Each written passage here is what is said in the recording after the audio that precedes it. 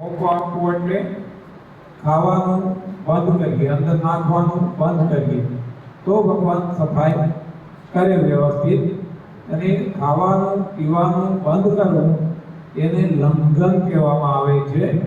કાંઈ પણ નાખવું નહીં પેટમાં. એટલે આપણે એમાંથી અનુભવ કરીને એક નક્કી કર્યું કે ઉઠીને 8 કલાક પેટમાં કાંઈ પધરાવવું નહીં. આજે અમારે 32 વર્ષ થઈ ગયા, 33મું ચાલે છે.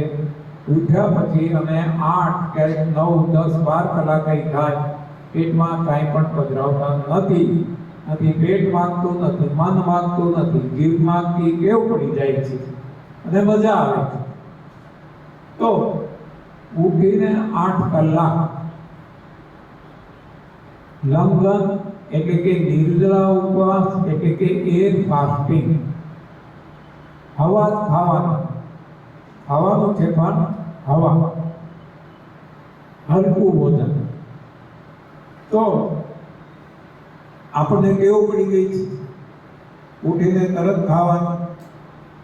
તો હવે સીધું કોઈ આપણને 8 કલાક હવા ખાવાનું કે તો આપણા માટે સંભવ નહીં બને. તો કંઈ વાંધો નહીં, એટલું થાય એટલું કોશિશ કરીએ. 8 ન થાય તો 7, 7 ના થાય તો 6, 5, 4, 3, 2, 1 કલાક, અડધો કલાક, 15 મિનિટ કેટલું થાય. અને ધીમે ધીમે 5 મિનિટ, 10 મિનિટ આગળ વધતા જઈએ તો એક સમયે આપણે 8 કલાક આરામથી પહોંચી જશું. તો આ જ્યારે આપણે કરીએ, કાંઈ ન નાખીએ, ત્યારે ભગવાન સફાઈ કરે છે. એટલે કે પેટમાં કાંઈ ના પધરાવવું એનો અર્થ છે કે ભગવાનને સફાઈ કરવાનો મોકો આપવો. હવે ભગવાન જ્યારે સફાઈ કરે છે તો આપણી ફરજ છે, ભગવાન આપણે માટે કામ કરે છે, આપણને નિરોગ બનાવવા માટે. તો આપણે ભગવાનને બને એટલા જરા સહાય કરીએ, મદદરૂપ થઈએ. તો એક મદદરૂપ થવાનું સાધન છે આ બહુ સરળ સાધન. દુનિયા આને એનીમાંથી છે.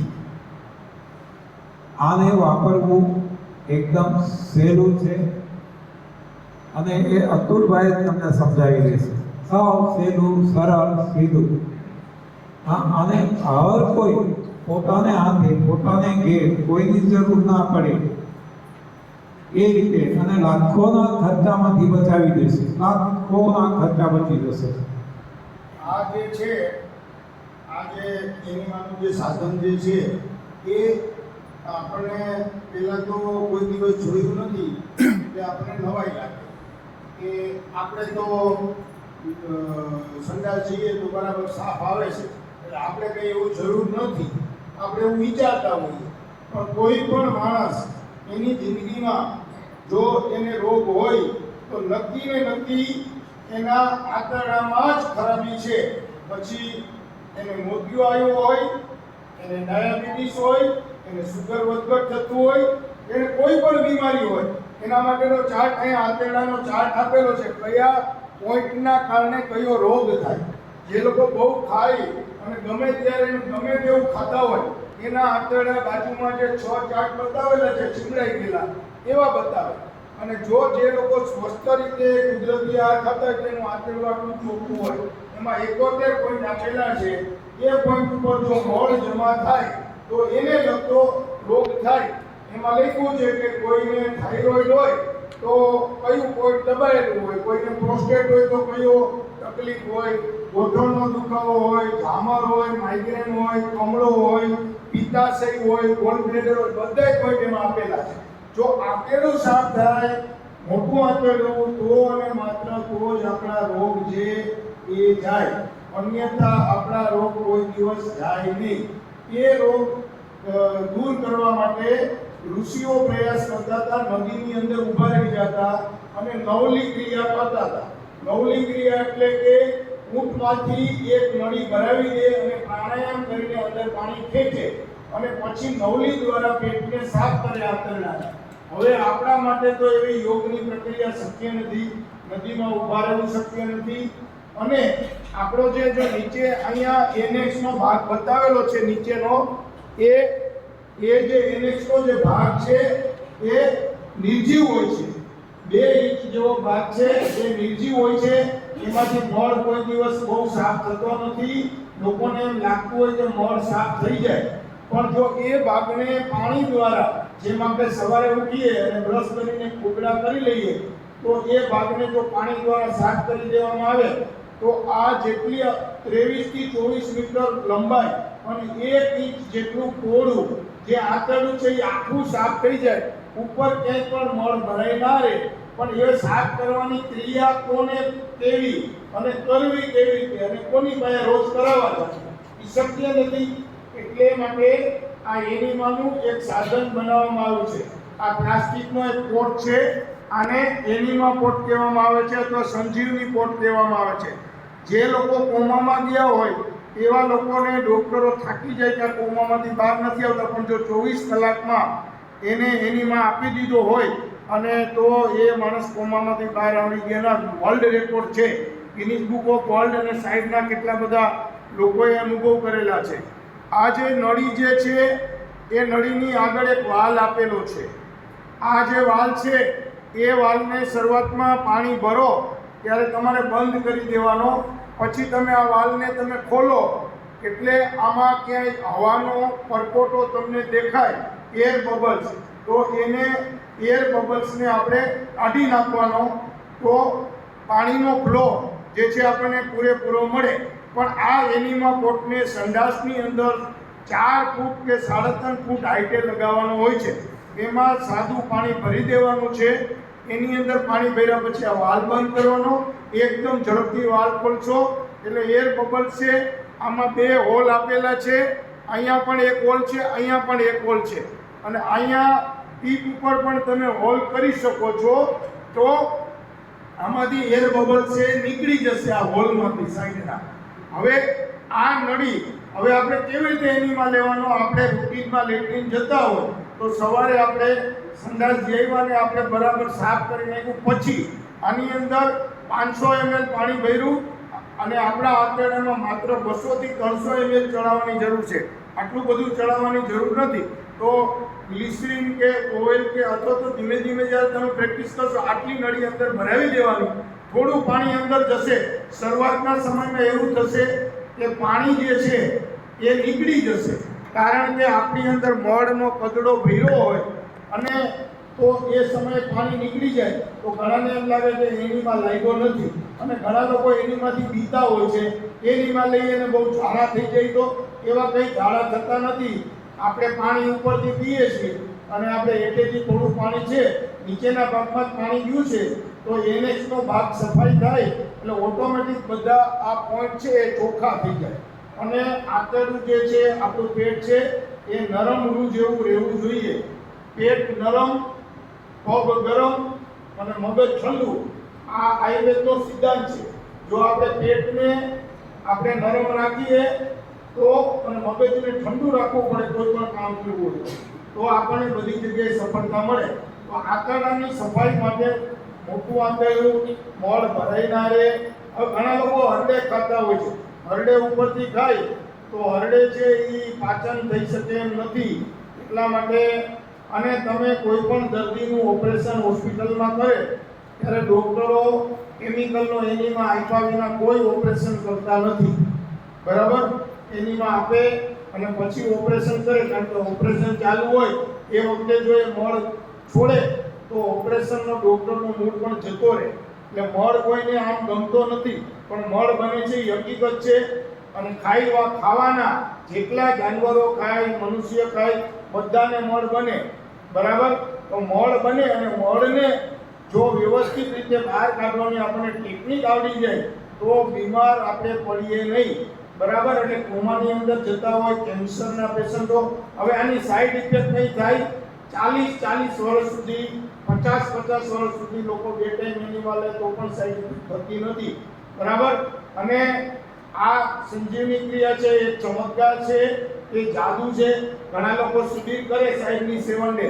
અમે લોકોએ 10 દિવસની દ્રાક્ષ શિબિર કરી હતી.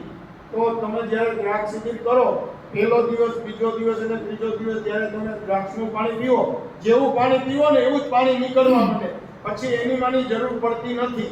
જો એવું તમારું આંકેલું અરીસા જેવું થઈ જાય તો એક પણ શરીરમાં રોગ પ્રવેશવો સંભવ નથી. અમારા ઘરની અંદર કોરોના અમારા ફેમિલી મેમ્બરમાંથી એક પણને નહોતો થયો, મને પણ કોરોના નહોતો થયો.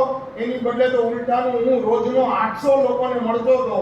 કોરોનાના વેન્ટિલેટર વાળા પેશન્ટ ને મિથિલિન બ્લુ મફત આપવા જતો હતો અને હાથવા જ આપતો હતો. લોકો કહેતા હતા ટચ કરવાથી કોરોના થાય. હું મોઢે માસ્ક પણ બાંધતો નહોતો. પણ ગ્રીન જ્યુસ તમને હમણાં પીવડાવવાનો છે. એ ગ્રીન જ્યુસ પણ નો મતલબ એ છે કે પેટની સફાઈ કરે, ક્લોરોફિલ વધે, આપણા આંતરડા સાફ થાય, આપણી ઇમ્યુનિટી બૂસ્ટ થાય, એમાં મિનરલો આપણા શરીરને મળે. હવે તકલીફ એ છે જો આંતરડું સાફ થાય નહીં તો પછીની તકલીફ જે છે એ બધી એવી છે કે અહીંયા જે મિનરલના નામ આપેલા છે બધા તમે પોટેશિયમ ક્લોરાઇડ, સોડિયમ ફોસ્ફેટ આ બધા મિનરલ છે. એની અધિશોષણની પ્રક્રિયા આ આંતરડામાં થતી હોય એ જો એની પર મળ જામેલો હોય તો આ મિનરલ છે અહીંયા બની જ શકે નહીં. ફેફસાના રોગ હોય તો કયું પોઈન્ટ ખરાબ હોય, અન્નળીનો રોગ હોય તો કયું અન્નળીમાં સોજો આવે તો આ પોઈન્ટ ખરાબ હોય, પછી વિટામિનની ઉણપ હોય તો આ પોઈન્ટ ખરાબ હોય, આંખની તકલીફ હોય તો 69 નંબરનું પોઈન્ટ ખરાબ હોય. પણ આ બધું આપણે વિજ્ઞાન ભણવા જઈએ તો આપણે થાકી જઈએ. એ બધું ભણવાની જરૂર નથી. આપણું પેટ છે એ નરમ હોવું જોઈએ. આજે 5મો દિવસ છે મારો 11થી. રાંધેલું, તળેલું, શેકેલું, બાફેલું એ કશું ખાધું નથી. અને સાહેબ 34 વર્ષથી કશું રાંધેલું, તળેલું, બાફેલું, શેકેલું ખાતા નથી. અને તો પણ કોઈ 80મું વર્ષ એને સાહેબને પરમ દિવસે એમને 80મા વર્ષમાં પ્રવેશ થયો તો આપણે એમના માટે તાલી પાડીશું. આવી તંદુરસ્તી છે. આજે અહીંયા સ્પીચ પૂરી કરી સાહેબ 5 દિવસ પંજાબ શિબિર કરવાના, એના પછી 5 દિવસ હરિયાણા શિબિર કરવાના. એટલા માટે 80 વર્ષની ઉંમરે પણ આટલી બધી સ્ફૂર્તિથી દોડે છે. વિશ્વની અંદર તમે ન્યૂ ડાયટ સિસ્ટમ યુટ્યુબમાં જોશો, બીવી ચૌહાણ જોશો તો તમને સાહેબના અનેક વિડીયો તમને સાંભળવા મળશે, જોવા મળશે. એટલે આ સાધનાના જે 5 નિયમો છે એમાં સફાઈનો રસ્તો, પેટની સફાઈનો રસ્તો એટલે એનીમાં, અને તમે મોઢેથી નાખવાનું બંધ કરો એટલે ભગવાન બધું કાઢવાનું ચાલુ કરે. નવરાત્રિની અંદર લીંબુ પાણી પર હું રહેવાનો પ્રયાસ કરવાનો છું. પણ અમારા રાજકોટના રમેશ ગોયાણીનો ગઈકાલે આપણે આમંત્રણ આપ્યું. આજે 5મો દિવસ છે એ નિર્જળા છે, ખાલી હવા ઉપર છે. બરાબર? લોકો હવા ઉપર છે, કોઈ મરી જતું નથી. બરાબર? એટલે નવરાત્રિની અંદર આપણે આજે તમને કેળા અને સફરજન પણ ખવડાવવાના છીએ અને ગ્રીન જ્યુસ પણ આપણે આ સાધના મુજબનું આપવાના છે. એના માટે તાલી પાડો. મિલન એટલો પાડો. તો આપણે સાહેબને ફરીથી આપણે એનીમાની વાત કરી. એનીમાની કોઈ સાઈડ ઇફેક્ટ છે નહીં. એનીમાંથી ગભરાવાની જરૂર નથી. અને જે લોકો એનીમા લે એ લોકો સૌથી તંદુરસ્ત બનતા જોવા મળે છે. એટલે કોઈ પણ વ્યક્તિએ કોઈ પણ રીતે કોઈ બાબતથી ગભરાવાની જરૂર નથી. ફરીથી મારું માઇક છે, હું ચૌહાણ સાહેબને સુપ્રત કરું છું. જી સર. તો સફાઈની આપણે 2 રીત જોઈ. એક રીત છે ભગવાન સફાઈ કરે છે, આપણે મોકો ભગવાનને આપીએ ત્યારે. એટલે કે ભગવાનને મોકો આપવો એનો કે આપણે જે અંદર બોલીએ નાખીએ એ નાખવાનું બંધ, ખાવાનું બંધ, પીવાનું બંધ. નવરાત્રિમાં ઘણા એવા ઉપવાસ કરતા હોય અને એનાથી ફાયદો આ જ થાય છે કે ભગવાન આંતરિક સફાઈ કરે છે અને એને આપણે આ સંજીવની ક્રિયા જે કીધી એનીમાં લેવાનો, એનાથી આપણે ભગવાનને સફાઈ કામમાં મદદ કરીએ છીએ. એક બીજી મદદ છે જે હમણાં અતુલભાઈએ કીધું હોય, આ આપણે નીચેથી ફેંકી લઈએ છીએ મળદવાથી. બીજું છે ઉપરથી નાખવાનું. ઉપરથી રેચક રસ, ડિટોક્સ જ્યુસ, લેક્સેટિવ જ્યુસ. એ આમળા મળતા હોય ત્યારે આમળા ન મળે અને દાડમ મળતા હોય તો દાડમની છાલ, એનો રસ એટલે કે આખે આખું દાડમ એનો રસ કાઢીએ તો એનાથી પણ સફાઈ સારી થાય છે. એ ઉપરાંત કારેલા મળતા હોય તો કારેલાથી પણ સફાઈ સારી થાય છે. બાકી 12 મહિના સરગવો મળે, સરગવાના પાન, એનાથી પણ સફાઈ સારી થાય છે. આમાંથી જે આપણને પસંદ પડે એનાથી આપણે સફાઈ કરી લેવી. 3 સફાઈ 3 મહિના સુધી જે કોઈ વ્યક્તિ કરશે એને મેજોરિટી તમામ રોગ દૂર થઈ જશે, દવાઓ બંધ થઈ જશે અને એ બીજાને માર્ગદર્શન આપતા થઈ જશે.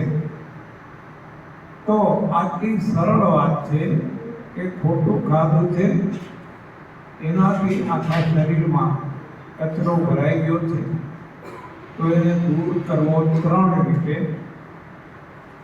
એક છે રંધન, એનાથી સૂક્ષ્મ સફાઈ થાય, એટલે કે આપણા લોહીમાં વિકારો હોય, આપણા રક્તકણ, શ્વેતકણ, એમાં જે કંઈ ગંદકી હોય, અને આપણા નાના નાના કરોડો સેલ, એમાં જે ગંદકી હોય, એ બધી ગંદકી ભગવાન કાઢે છે સૂક્ષ્મ સફાઈ કરીને, જ્યારે આપણે ખાવા પીવાનું બંધ કરીએ.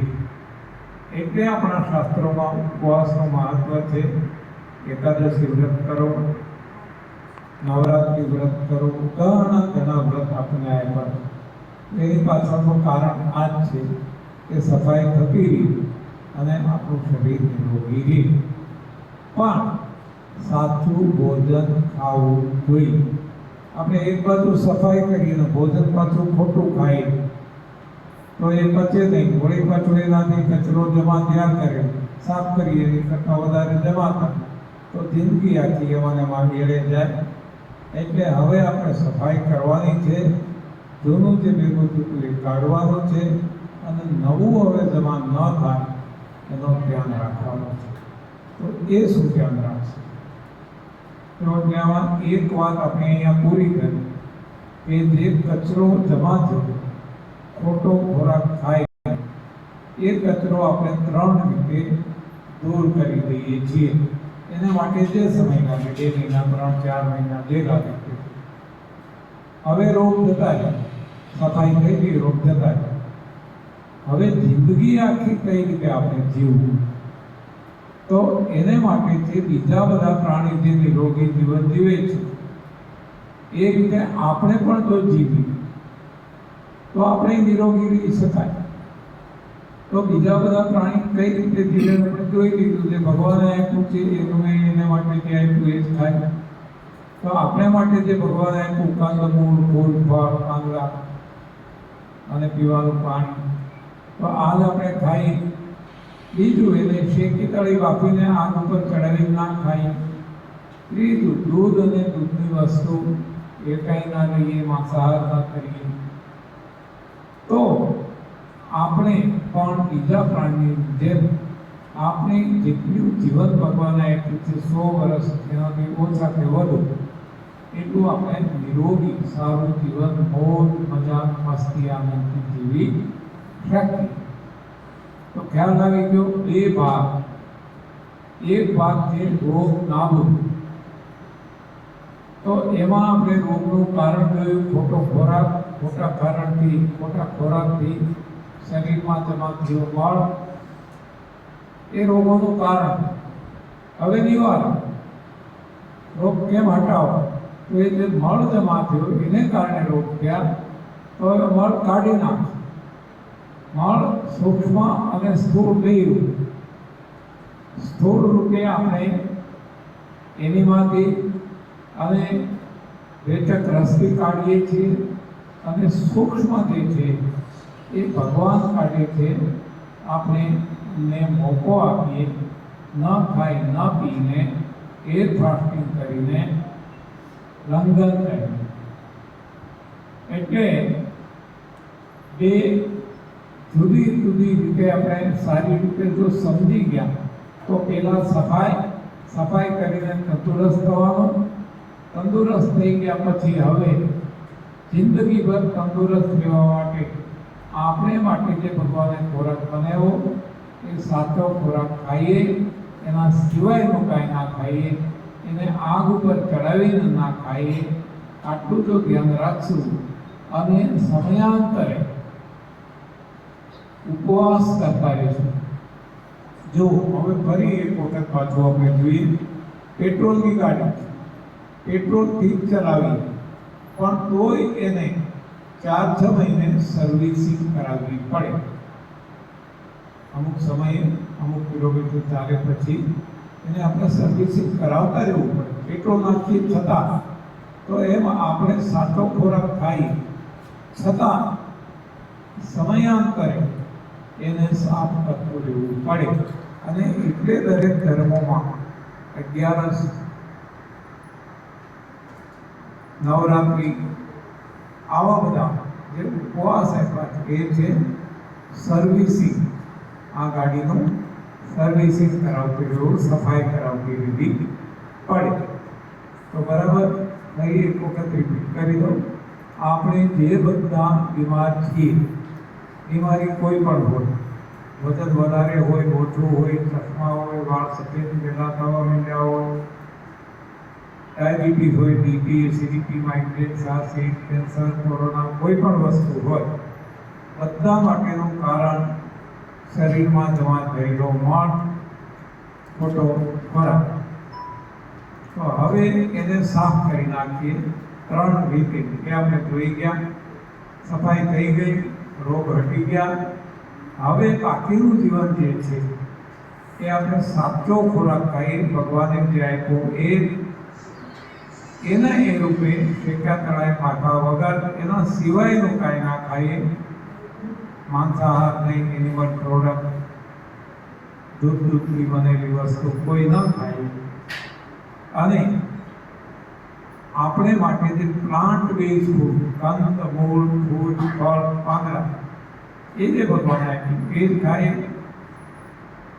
અનાજ ને કઠોળ ભલે પ્લાન્ટ બેઝ છે પણ એ પક્ષી માટે છે, એ આપણા શરીરમાં પચતું નથી, તો એ આપણે ન ખાઈએ. હવે ખ્યાલ આવી ગયો. રોગીમાંથી નિરોગી કેમ થવું, સફાઈ કરીને. અને નિરોગી થઈ ગયા પછી છેલ્લા શ્વાસ સુધી નિરોગી કેમ રહેવું. બરાબર. જો હજી કલાક થયો છે અને તમે બધા 1.5 કલાક પણ બધા ડોક્ટર બની ગયા છે. હવે દુનિયા આખાના અનુભવો છે કે 100 કિલો વજન લોકોના ઘટ્યા છે. 156માંથી 56 કિલો થયા. કિડની તેની ફેલ થઈ ગઈ હતી. ડાયાલિસિસ દિવસમાં 3 વખત આપતા હતા. સામાન્ય રીતે ડાયાલિસિસ અઠવાડિયામાં 2 કે 3 વખત હોય. આ વ્યક્તિને દિવસમાં 3 વખત ડાયાલિસિસ, ક્રિએટિનાઇન 0.6 થી 1.2 ની અંદર બરાબર કહેવાય. આ વ્યક્તિને ક્રિએટિનાઇન 21, એવી વ્યક્તિ પણ સારી થઈ ગઈ. કેન્સરને ડોક્ટરે જવાબ આપી દીધા હતા હવે નહીં બચે, એવા બધા વર્ષોથી સારું જીવન જીવે છે. એમ કિડનીવાળા હોય, કેન્સરવાળા હોય, હાર્ટવાળા હોય, હાર્ટબીટ બ્લોકેજવાળા હોય, કોઈ પણ દરેક વ્યક્તિ અહીંયા સારા થઈ ગયા છે. આ સિસ્ટિક જે મેં કીધું એ ફોલો કરીને. એટલું જ નહીં, રોગ તો જાય છે પણ એક્સિડન્ટ થયા હોય, હાડકાં ભાંગી ગયા હોય અને ડોક્ટર હારા ના કરી ગયા હોય, અને એ ખાલી ભારતમાં નહીં, અમેરિકામાં 5 ડોક્ટરોની ટીમે કામ કર્યું અને તે હારું ના કરી ગયા. એ આ સિસ્ટીને સારું કર્યું, ભગવાને સારું કર્યું. તો આટલું ખાલી તો સમજી જઈએ, સમજીને પાલન કરીએ, પ્રયોગ કરીએ તો બધાને પરિણામ મળ્યા છે, આપણને પણ મળે. બરાબર. આટલી સીધી, સાદી ને સરળ વાત છે એ મારા અનુભવથી અને અમારા પરિવારના અનુભવથી અને દુનિયામાં કરોડો લોકોના અનુભવથી જે મને સમજવામાં આવ્યું એ મેં આપ સૌને સમજાવ્યું છે. હવે એને માનવું ન માનવું એ પ્રમાણે કરવું ન કરવું એ બધું તમારી ઉપર છે. ઓકે, ધન્યવાદ, આભાર, પ્રણામ.